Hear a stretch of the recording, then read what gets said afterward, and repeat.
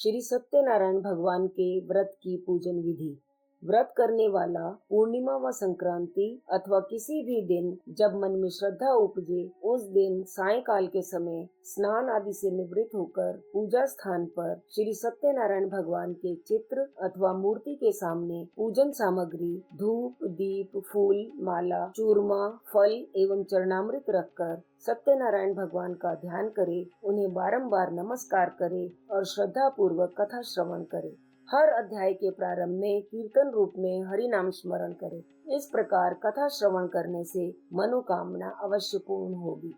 श्री सत्यनारायण भगवान की जय। भजमन नारायण श्रीमन नारायण हरि नारायण नारायण नारायण लक्ष्मी नारायण सत्यनारायण बद्री नारायण नारायण नारायण बद्री नारायण नारायण नारायण।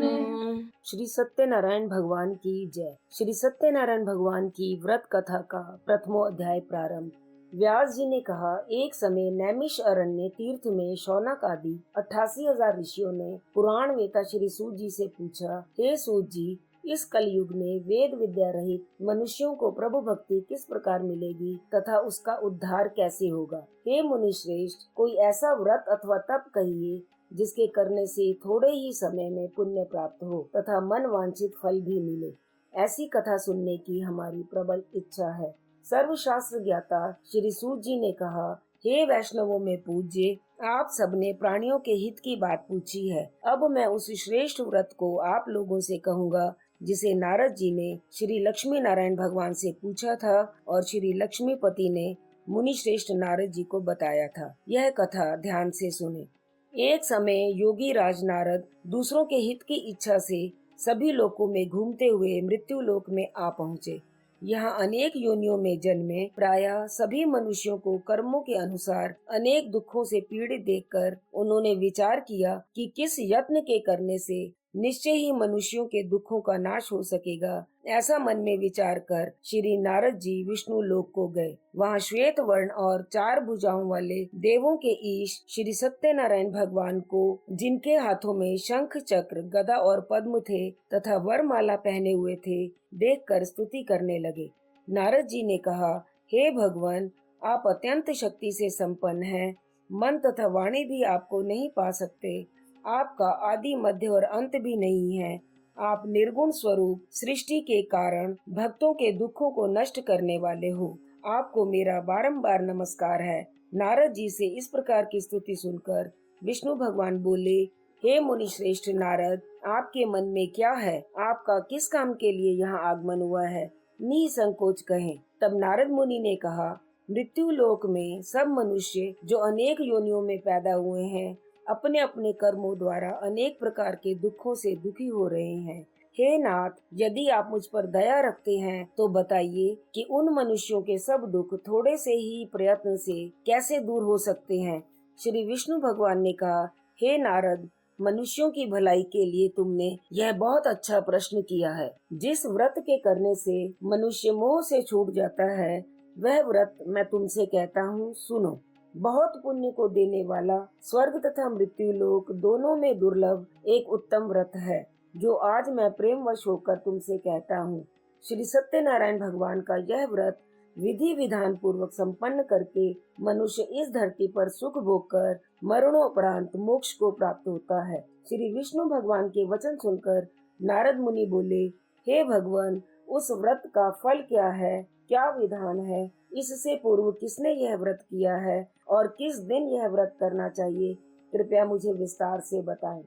श्री विष्णु भगवान ने कहा, हे नारद, दुख शोक आदि को दूर करने वाला यह व्रत सब स्थानों पर विजयी कराने वाला है। भक्ति और श्रद्धा के साथ किसी भी दिन मनुष्य श्री सत्यनारायण भगवान की संध्या के समय ब्राह्मणों और बंधु बांधवों के साथ धर्म परायण होकर पूजा करे। भक्ति भाव से नैवेद्य, केले का फल, दूध, शहद एवं तुलसी का चरणामृत और गेहूं के आटे का चूर्ण लेकर चूरमा बनाएं। इन सबको भक्ति भाव से भगवान को अर्पण करें। बंधु बांधवों सहित ब्राह्मणों को भोजन कराएं। इसके पश्चात स्वयं भोजन करें। रात्रि में नृत्य गीत आदि का आयोजन कर श्री सत्यनारायण भगवान का स्मरण करते हुए समय व्यतीत करें। इस तरह जो मनुष्य व्रत करेंगे उनका मनोरथ निश्चय ही पूर्ण होगा। विशेष रूप से कली काल में मृत्यु लोक में यही एक लघु उपाय है जिससे अल्प समय और अल्प धन में महान पुण्य प्राप्त हो सकता है। इति श्री सत्यनारायण व्रत कथा का प्रथमो अध्याय संपूर्ण। श्री सत्यनारायण भगवान की जय। भजमन नारायण श्रीमन्नारायण हरि नारायण नारायण नारायण लक्ष्मी नारायण सत्य नारायण बद्री नारायण नारायण नारायण बद्री नारायण नारायण नारायण। श्री सत्यनारायण भगवान की जय। अथ द्वितीय अध्याय प्रारंभ। सूत जी ने कहा, हे ऋषियों, जिन्होंने पहले समय में इस व्रत को किया है उनका इतिहास कहता हूँ, आप सब ध्यान से सुने। सुंदर काशीपुरी नगरी में एक अत्यंत निर्धन ब्राह्मण रहता था। वह ब्राह्मण भूख और प्यास से बेचैन होकर नित्य पृथ्वी पर घूमता था। ब्राह्मणों से प्रेम करने वाले श्री विष्णु भगवान ने ब्राह्मण को दुखी देखकर एक दिन बूढ़े ब्राह्मण का रूप धारण कर निर्धन ब्राह्मण के पास जाकर आदर से पूछा, हे विप्र, तुम नित्य ही दुखी होकर पृथ्वी पर क्यों घूमते हो? हे श्रेष्ठ ब्राह्मण, ये सब मुझसे कहो, मैं सुनना चाहता हूँ। दरिद्र ब्राह्मण ने कहा, मैं निर्धन ब्राह्मण हूँ, भिक्षा के लिए पृथ्वी पर मारा मारा फिरता हूँ। हे भगवान, यदि आप इससे छुटकारा पाने का कोई उपाय जानते हो तो कृपया कर मुझे बताएं। वृद्ध ब्राह्मण का रूप धारण किए हुए श्री विष्णु भगवान ने कहा, हे ब्राह्मण, श्री सत्यनारायण भगवान मनोवांछित फल देने वाले हैं, इसलिए तुम उनका पूजन करो, जिसके करने से मनुष्य सब दुखों से मुक्त हो जाता है। दरिद्र ब्राह्मण को व्रत का सारा विधान बतलाकर बूढ़े ब्राह्मण का रूप धारण करने वाले श्री सत्यनारायण भगवान अंतर्ध्यान हो गए। जिस व्रत को वृद्ध ब्राह्मण ने बतलाया है मैं उसको अवश्य करूँगा, यह निश्चय कर वह दरिद्र ब्राह्मण घर चला गया। परंतु उस रात्रि उस दरिद्र ब्राह्मण को नींद नहीं आई। अगले दिन वह जल्दी उठा और श्री सत्यनारायण भगवान का व्रत करने का निश्चय कर भिक्षा मांगने के लिए चल दिया। उस दिन उसको भिक्षा में बहुत अधिक धन मिला, जिससे उसने पूजन का सब सामान खरीदा और घर आकर अपने बंधु बांधवों के साथ भगवान श्री सत्यनारायण का व्रत किया। इसके करने से वह दरिद्र ब्राह्मण सब दुखों से छूटकर अनेक प्रकार की संपत्तियों से युक्त हो गया। उस समय से वह विप्र यानी धनी ब्राह्मण हर मास व्रत करने लगा। सत्यनारायण भगवान के व्रत को जो शास्त्र विधि के अनुसार श्रद्धा पूर्वक करेगा वह सब पापों से छूटकर मोक्ष को प्राप्त होगा। आगे जो मनुष्य पृथ्वी पर श्री सत्यनारायण भगवान का व्रत करेगा वह सब दुखों से छूट जाएगा। इस तरह नारद जी से सत्यनारायण भगवान का कहा हुआ यह व्रत मैंने तुमसे कहा। हे विप्रो, अब और क्या सुनना चाहते हैं मुझे बताएं। ऋषियों ने कहा, हे मुनीश्वर, संसार में इस ब्राह्मण से सुनकर किस किस ने इस व्रत को किया हम सब सुनना चाहते हैं। इसके लिए हमारे मन में श्रद्धा है। श्री सूत जी ने कहा, हे मुनियों, जिस जिस प्राणी ने इस व्रत को किया है उन सब की कथा सुनो। एक समय वह ब्राह्मण धन और ऐश्वर्य के अनुसार बंधु बांधवों के साथ अपने घर पर व्रत कर रहा था। उसी समय एक लकड़ी बेचने वाला बूढ़ा लकड़हारा वहां आया।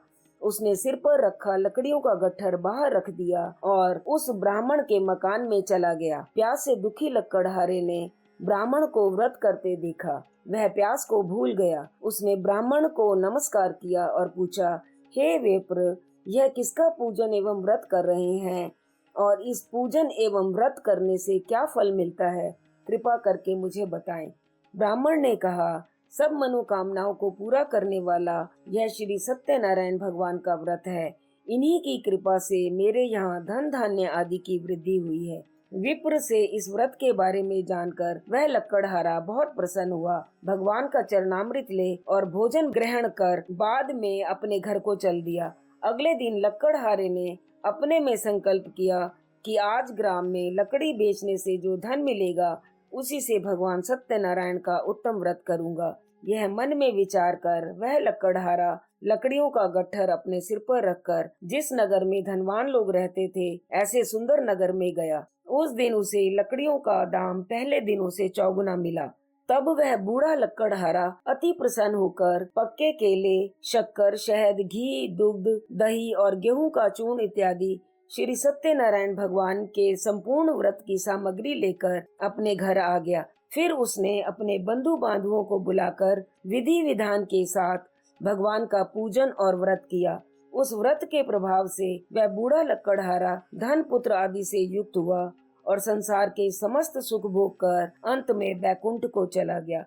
इति श्री सत्यनारायण व्रत कथा का 2य अध्याय संपूर्ण। श्री सत्यनारायण भगवान की जय। भजमन नारायण श्रीमन नारायण हरि नारायण नारायण नारायण लक्ष्मी नारायण सत्य नारायण बद्री नारायण नारायण नारायण बद्री नारायण नारायण नारायण।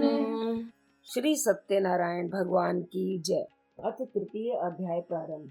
श्री सूत जी ने कहा, हे श्रेष्ठ मुनियों, अब आगे की एक कथा कहता हूँ। पूर्व काल में उल्कामुख नाम का एक महान बुद्धिमान राजा था। वह सत्य वक्ता और जितेंद्रिय था। प्रतिदिन देव स्थानों पर जाता तथा गरीबों को धन देकर उनके कष्ट दूर करता था। उसकी पत्नी कमल के समान मुख वाली और सती साध्वी थी। भद्रशिला नदी के तट पर उन दोनों ने श्री सत्यनारायण भगवान का व्रत किया। उस समय वह साधु नामक एक वैश्य आया। उसके पास व्यापार के लिए बहुत सा धन था। वह वैश्य नाव को किनारे पर ठहराकर राजा के पास आया। राजा को व्रत करते हुए देखकर उनसे विनय के साथ पूछा, हे राजन, भक्ति युक्त चित्त से ये आप क्या कर रहे हैं? मेरी सुनने की इच्छा है, कृपया मुझे आप बताइए। महाराज उल्कामुख ने कहा, हे साधु वैश्य, मैं अपने बंधु बांधवों के साथ पुत्र आदि की प्राप्ति के लिए महान शक्तिमान श्री सत्यनारायण भगवान का व्रत व पूजन कर रहा हूँ। राजा के वचन सुनकर साधु नामक वैश्य ने आदर से कहा, हे राजन, मुझे भी इसका संविधान बताएं। मैं भी आपके कथनानुसार इस व्रत को करूंगा। मेरे भी कोई संतान नहीं है। मुझे विश्वास है कि इससे निश्चय ही मेरे भी संतान होगी। राजा से सब विधान सुन व्यापार से निवृत्त हो वह वैश्य आनंद के साथ अपने घर आया। वैश्य ने अपनी पत्नी से संतान देने वाले उस उत्तम व्रत का समाचार सुनाया और प्रण किया कि जब मेरे संतान होगी तब मैं इस व्रत को करूंगा। साधु ने यह वचन अपनी पत्नी लीलावती से भी कहे। एक दिन उसकी पत्नी लीलावती आनंदित हो सांसारिक धर्म में प्रवृत्त होकर श्री सत्यनारायण भगवान की कृपा से गर्भवती हो गई। 10वें महीने में उसने एक सुंदर कन्या को जन्म दिया। दिनों दिन वह कन्या इस तरह बढ़ने लगी जैसे शुक्ल पक्ष का चंद्रमा बढ़ता है। कन्या का नाम कलावती रखा गया। तब लीलावती ने मीठे शब्दों में अपने पति को स्मरण दिलाया कि आपने जो भगवान का व्रत करने का संकल्प किया था, अब आप उसे पूरा करिए। साधु वैश्य ने कहा, हे प्रिय, मैं कन्या के विवाह पर इस व्रत को करूंगा। इस प्रकार अपनी पत्नी को आश्वासन दे वह व्यापार करने चला गया। कलावती पितृगृह में वृद्धि को प्राप्त हो गई। लौटने पर साधु ने जब नगर में सखियों के साथ अपनी पुत्री को खेलते देखा तो एक दूत को बुलाकर कहा कि मेरी पुत्री के लिए कोई सुयोग्य वर देख कर लाओ। साधु नामक वैश्य की आज्ञा पाकर दूत कंचन नगर पहुंचा और वहां खोज कर और देखभाल कर वैश्य की लड़की के लिए एक सुयोग्य वणिक पुत्र ले आया। उस सुयोग्य लड़के को देखकर साधु नामक वैश्य ने अपने बंधु बांधवों सहित प्रसन्नचित होकर अपनी पुत्री का विवाह उसके साथ कर दिया। दुर्भाग्य से वह विवाह के समय भी सत्यनारायण भगवान का व्रत करना भूल गया। इस पर श्री भगवान क्रोधित हो गए। उन्होंने वैश्य को श्राप दिया कि तुम्हें दारुण दुख प्राप्त होगा। अपने कार्य में कुशल साधु नामक वैश्य अपने जमाई यानी दामाद सहित नावों को लेकर व्यापार करने के लिए समुद्र के समीप स्थित रत्नसारपुर नगर में गया। दोनों ससुर जमाई चंद्रकेतु राजा के उस नगर में व्यापार करने लगे। एक दिन भगवान सत्यनारायण की माया से प्रेरित एक चोर राजा का धन चुराकर भागा जा रहा था। राजा के दूतों को अपने पीछे आता हुआ तेजी से देखकर चोरों ने घबराकर राजा के धन को वहीं नाव के समीप चुपचाप रख दिया, जहां वे दोनों ससुर जमाई ठहरे हुए थे, और भाग गया। जब दूतों ने उस साधु वैश्य के पास राजा के धन को रखा देखा तो ससुर जमाई दोनों को बांध कर ले गए और राजा के समीप जाकर बोले, हम ये दो चोर पकड़ कर लाए हैं, देखकर आज्ञा दें। तब राजा ने बिना उनकी बात सुने ही उन्हें कठिन कारावास में डालने की आज्ञा दे दी। इस प्रकार राजा की आज्ञा से उनको कठिन कारावास में डाल दिया गया तथा उनका धन भी छीन लिया गया। सत्यनारायण भगवान के श्राप के कारण साधु वैश्य की पत्नी लीलावती व पुत्री कलावती भी घर पर बहुत दुखी हुई। उनके घर में रखा धन चोर चुरा कर ले गए। शारीरिक व मानसिक पीड़ा तथा भूख प्यास से अति दुखित हो भोजन की चिंता में कलावती कन्या एक ब्राह्मण के घर गई। उसने ब्राह्मण को श्री सत्यनारायण भगवान का व्रत करते देखा। उसने कथा सुनी तथा प्रसाद ग्रहण कर रात को घर आई। माता ने कलावती से पूछा, हे पुत्री, तू अब तक कहाँ रही व तेरे मन में क्या है? कलावती बोली, हे माता, मैंने एक ब्राह्मण के घर श्री सत्यनारायण भगवान का व्रत होते देखा है। कन्या के वचन सुनकर लीलावती ने सत्यनारायण भगवान के पूजन की तैयारी की। उसने परिवार और बंधुओं सहित श्री सत्यनारायण भगवान का पूजन व व्रत किया और वर मांगा कि मेरे पति और दामाद शीघ्र ही घर लौट आएं। साथ ही प्रार्थना की कि हम सबका अपराध क्षमा करो।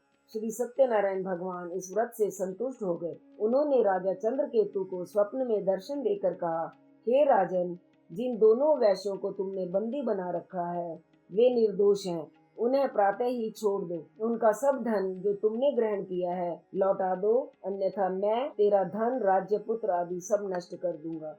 राजा से ऐसे वचन कहकर भगवान अंतर्ध्यान हो गए। प्रातः काल राजा चंद्रकेतु ने सभा में सबको अपना स्वप्न सुनाया और सैनिकों को आज्ञा दी कि उन दोनों वणिक पुत्रों को कैद से मुक्त कर सभा में लाया जाए।